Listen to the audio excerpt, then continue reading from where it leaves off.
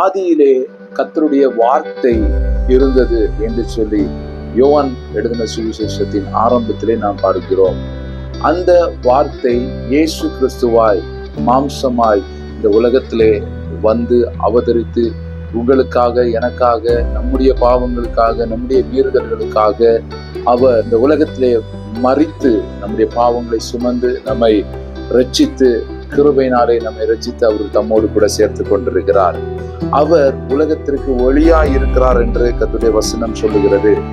யோவான் எழுதின சுவிசேஷம் 1ஆம் அதிகாரம் 9வது வசனத்திலே நாம் பார்க்கிறோம், உலகத்திலே வந்து எந்த மனுஷனையும் பிரகாசிப்பிக்கிற ஒளியே அந்த மெய்யான ஒளி என்று சொல்லி நாம் பார்க்கிறோம். கர்த்தராகிய இயேசு கிறிஸ்து ஒரு நல்ல மெய்யான ஒளியாய் இருக்கிறார். அந்த ஒளி கர்த்தருடைய வசனம் தெளிவாய் சொல்லப்பட்டிருக்கிறது, அது மெய்யான ஒளி, ஒரு உண்மையான ஒளி. அப்படியானால் இன்றைக்கு அநேக ஒளியின் வேஷத்தை அணிந்து திரிகிற அநேகரை இந்த உலகத்திலே நாம் காண முடிகிறது.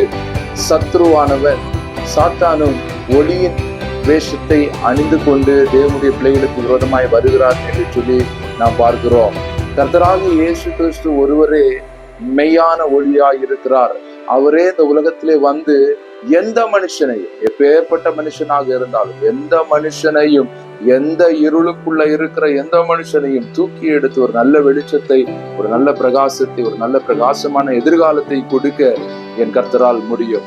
ஆகவே இந்த நாளிலே அந்த ஒளியை நோக்கி நம்முடைய கண்கள் திரும்பட்டும், அந்த ஒளியை நோக்கி நம்முடைய வாழ்க்கை பயணிக்கட்டும், அந்த வெளிச்சத்திற்கு நேராய் நம்முடைய வாழ்க்கை போகட்டும்.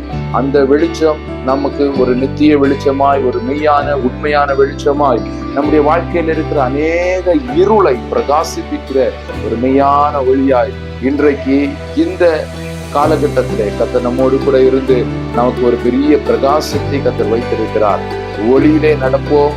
அந்த ஒளி கர்த்தராகிய இயேசு கிறிஸ்துவுக்கு எப்படி ஒரு நட்சத்திரம் ஒளி காட்டினதோ அதே போல ஒரு நட்சத்திரமாய் அநேகருக்கு ஒளி கொடுப்போம்.